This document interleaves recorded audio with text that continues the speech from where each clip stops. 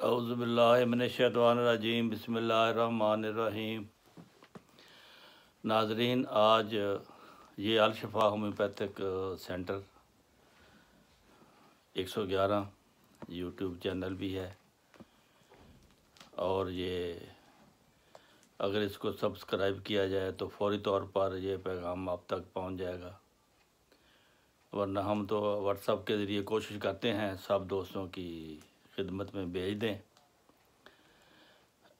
आज की दवाई जो है वो है ओपियम, अफ्यून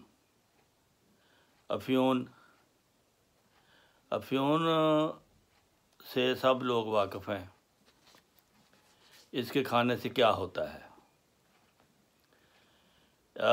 पुराने अफ्यूनी को अगर देख लिया जाए कि उसकी क्या अलामत हैं, उसको क्या होता है, यही ये नक्शा इस दवाई का होम्योपैथिक में है।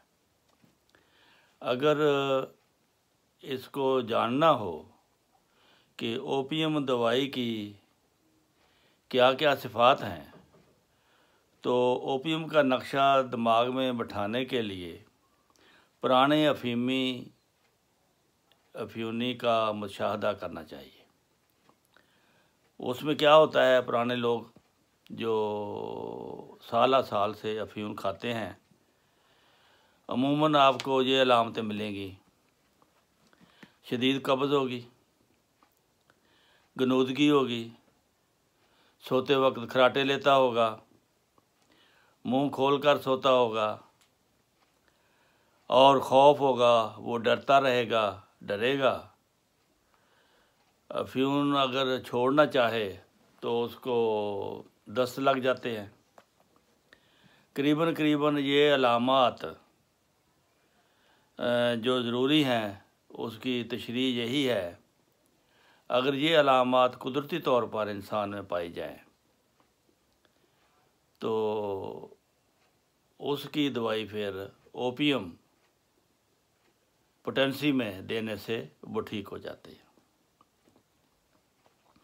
गनूदगी मिसाल के तौर पर चेहरे का रंग सुर्खी माइल होगा, स्याही माइल, सांस खराटेदार, किसी बीमारी में हो,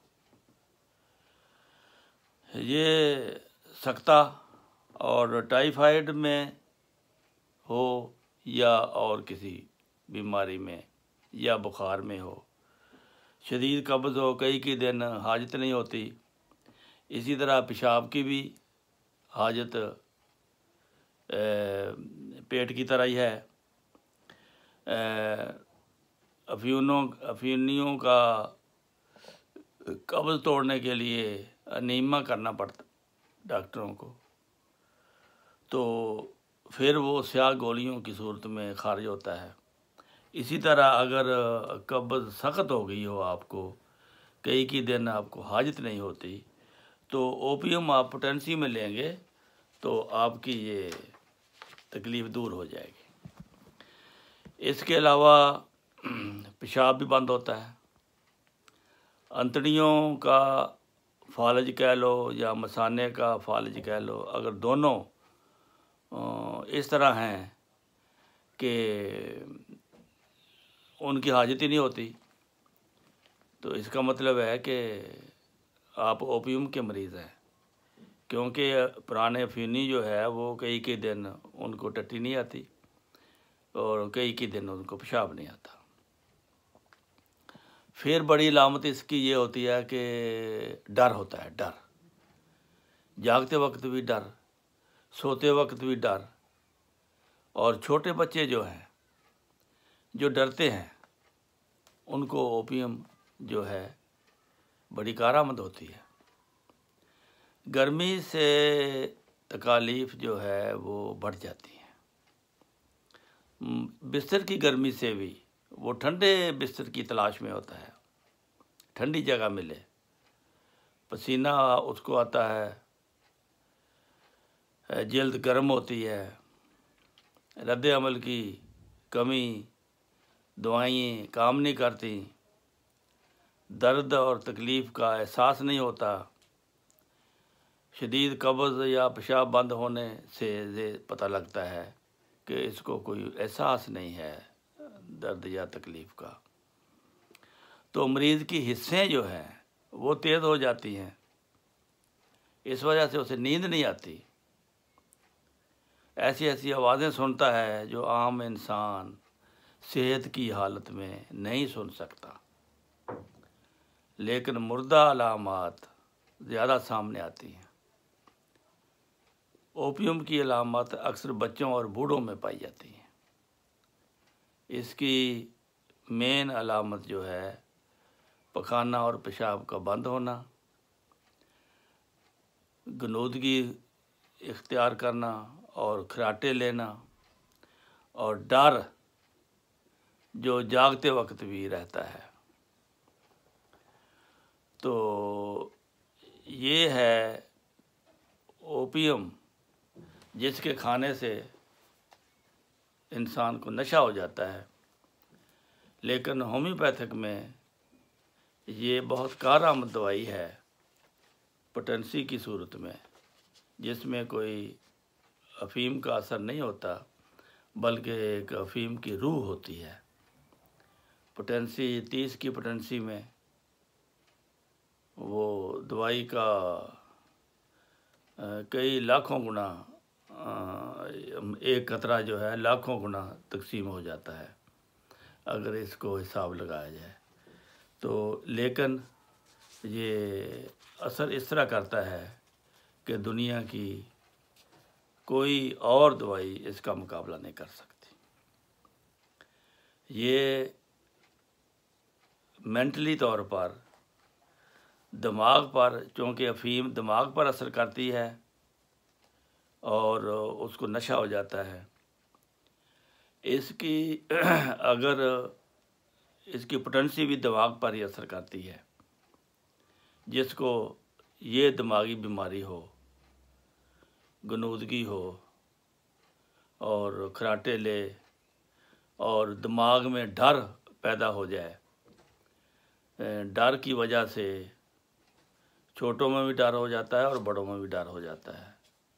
अगर किसी किस्म का खौफ आपको आता है, छोटे बच्चे अमूमन अंधेरे में अंधेरे कमरे में जाने से डरते होते हैं, वो इसके मरीज़ होते हैं।